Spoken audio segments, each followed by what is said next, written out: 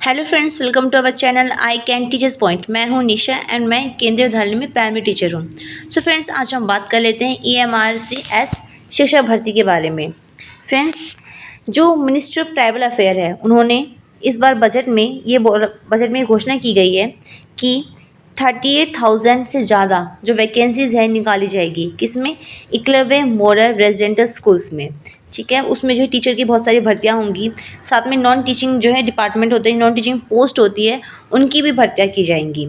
इसमें आपके लिए TGT की पोस्ट, PGT की पोस्ट, लाइब्रेरियन की पोस्ट, नॉन टीचिंग पोस्ट और मे बी PRT की पोस्ट भी आ सकती है। पर फ्रेंड्स, जो लास्ट टाइम है उस टाइम PRT की पोस्ट नहीं आई थी। इस बार हम देखेंगे कि PRT की पोस्ट आती है कि नहीं आती है।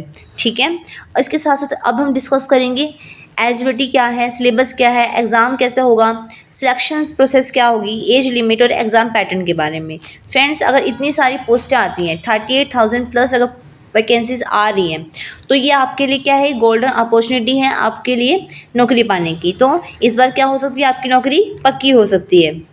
अब हम बात कर लेते हैं EMRS रिक्वायरमेंट के बारे में, यानी कि एकलव्य मॉडल रेजिडेंटल स्कूल के बारे में। फ्रेंड्स, जो एकलव्य मॉडल रेजिडेंटल स्कूल्स होते हैं वह ऐसे ट्राइबल एरिया में ओपन किए जाते हैं। जो मिनिस्ट्री ऑफ ट्राइबल अफेयर है, उन्होंने क्या घोषणा करी है कि हम जो ट्राइबल एजुकेशन को क्या करेंगे? एम्पावरिंग करेंगे, यानी उनको बढ़ाएंगे, उनको जो है सशक्त बनाएंगे। ठीक है, जिससे कि ज़्यादा से ज़्यादा बच्चों को एजुकेशन दी जा सके, उनका जो है डेवलपमेंट अच्छे तरीके से हो सके। इसके लिए उन्होंने क्या करा? एकलव्य मॉडल रेजिडेंट स्कूल की स्थापना करी। आप सब जानते हैं कि लास्ट ईयर जो है एकलव्य मॉडल रेजिडेंटल स्कूल्स जो है ओपन किए गए हैं, जिसमें कि भर्ती भी की गई है। बहुत सारे लोगों को उसमें जॉब मिली है। उसके लिए जो है 740 स्कूल्स को रिमोट ट्राइबल एरिया में ओपन किया जाएगा और 28,919.72 करोड़ उनको अलॉट किए जाएंगे, ताकि जो स्कूल्स जो है अच्छे तरीके से बन सके, उनका मेंटेनेंस अच्छे से हो सके। क्योंकि ये कैसे स्कूल है? रेजिडेंटल स्कूल है। यहाँ पे सिर्फ पढ़ाना नहीं, यहाँ पे रहना भी है। ठीक है, बच्चों का ध्यान भी रखना है। टीचर की जो ड्यूटी वो डबल हो जाती है यहाँ पे। उसके बाद जो 3.5 लाख ट्राइबल जो स्टूडेंट्स हैं उनको बेनिफिट मिलेगा। 38,000 टीचर्स की रिक्रूटमेंट की जाएगी, यानी कि 38,000 टीचर को जॉब मिलेगी। फ्रेंड्स, ये आपके लिए जो है मोस्ट इंपॉर्टेंट चीज़ है, क्योंकि आपको क्या चाहिए? आपको जॉब चाहिए। आज के टाइम पे सबसे इंपॉर्टेंट क्या है? एक जॉब लेना, अपने आप पर सेल्फ इंडिपेंडेंट बनाना अपने आप को, ये जो है मोस्ट इंपॉर्टेंट है। तो ये आपके लिए क्या है? गोल्डन अपॉर्चुनिटी है। ठीक है, उसके बाद क्या बोला? 7,088.60 करोड़ जो है बजटेड किया गया है। किसके लिए? ये सिर्फ ट्राइबल अफेयर्स के लिए किया गया है। किसमें? जो हमारा बजट आया था 2025-2026 में, यहाँ पे इतना बजट जो है हमारे ट्राइबल एरिया के लिए जो है इन्होंने रिजर्व किया है। वही चीज़ यहाँ पे उन्होंने बताई है कि एम्पावरिंग करने के लिए, किसको? ट्राइबल एजुकेशन प्रारंभ करने के लिए जो हमारा बजट है उसमें अनाउंसमेंट किया गया है कि 38,000 टीचर की रिक्रूटमेंट की जाएगी। तो फ्रेंड्स, आप इस चीज़ के लिए रेडी हो जाइए। और इसका जो सिलेबस होता है EMRC का, इसका जो एग्ज़ाम पैटर्न होता है EMRS का, सेम होता है KVS की तरह ही। जैसे KVS का पैटर्न है ना फ्रेंड्स, सेम टू सेम ऐसा ही इसका भी पैटर्न है। अगर आप KVS की प्रिपरेशन कर रहे हो तो आपके साथ साथ जो है EMRS का प्रिपरेशन ऑटोमेटिकली हो रहा है। ठीक है फ्रेंड्स, तो अब हम बात कर लेते हैं इसके फॉर्म कब आएंगे। तो फ्रेंड्स, इसके फॉर्म ना कभी भी आ सकते हैं, कभी भी नोटिफिकेशन आ सकता है। लास्ट टाइम भी तुरंत आ गया था। फिर एग्जाम को होकर मेरे स्कूल में भी एक जो टीचर थे PGT एक्सपीरियंस टीचर थे, उनको भी वो भी है अपना एग्जाम क्लियर कर प्रिंसिपल की पोस्ट उनको EMRS में मिल गई है। आप देखो, डायरेक्ट PGT से वो डायरेक्ट जो है प्रिंसिपल बन गए, क्योंकि उनके पास काफ़ी सालों का एक्सपीरियंस था। ठीक है, तो अब हम बात कर लेते हैं, ये जो रिक्रूटमेंट है वो मिनिस्ट्री ऑफ ट्राइबल अफेयर के अंदर आती है। और कौन सा ऑर्गेनाइजेशन है ये? एकलव्य मॉडल रेजिडेंटल स्कूल, यानी कि EMRS। और नंबर ऑफ वैकेंसीज कितनी आएंगी? 38,000 से ज़्यादा ही आएंगी।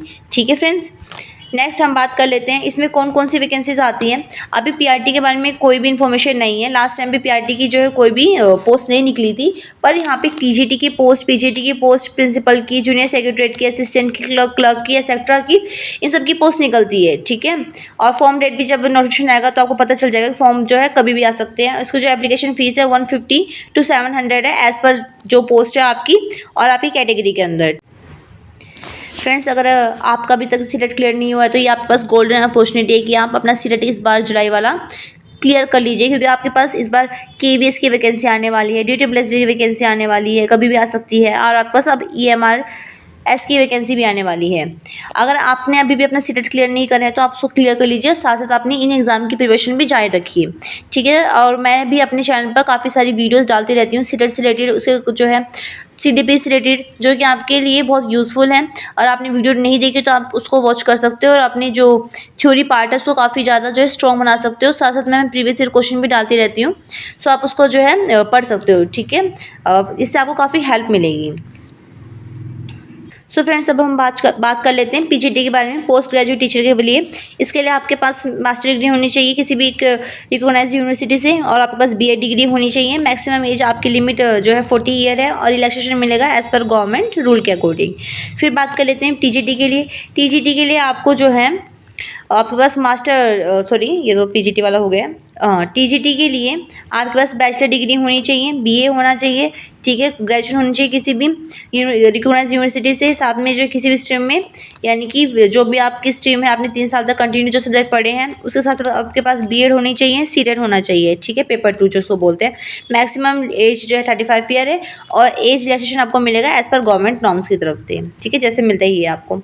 फिर हम प्रिंसिपल की बात कर लेते हैं। प्रिंसिपल के लिए आपके पास मास्टर डिग्री होनी चाहिए, BEd होनी चाहिए, साथ में आपका मिनिमम 10 ईयर का एक्सपीरियंस होना चाहिए, टीचिंग एक्सपीरियंस, और इसके अंदर इंक्लूड किया गया है 3 year as a vice principal और इक्विवेलेंट पोजीशन, यानी वाइस प्रिंसिपल या फिर ऐसी एक पोजीशन के अकॉर्डिंग आपका जो है एक्सपीरियंस होना चाहिए। मैक्सिमम जो एज लिमिट है 50 है, इसमें भी आपको रिलैक्सेशन मिलेगा एज पर गवर्नमेंट नॉर्म्स के अकॉर्डिंग।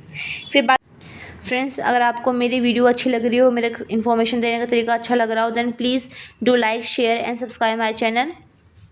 फिर बात कर लेते हैं वाइस प्रिंसिपल की। वाइस प्रिंसिपल की आपके पास मास्टर डिग्री, BEd, और जो मिनिमम 2 ईयर का एक्सपीरियंस होना चाहिए एज अ PGT और इक्विवेलेंट पोजीशन पर, और जो इसमें मैक्सिमम एज है वो 45 ईयर है, और रिलैक्सेशन मिलेगा एज पर योर कैटेगरी के अकॉर्डिंग।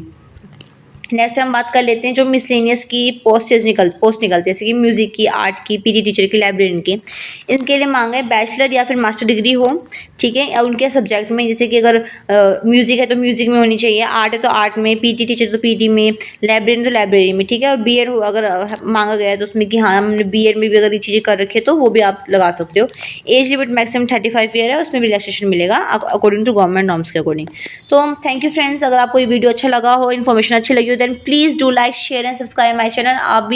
आपको मैं आगे भी ऐसी नई इन्फॉर्मेशन टाइम टू टाइम देती रहूँगी। Thank you very much.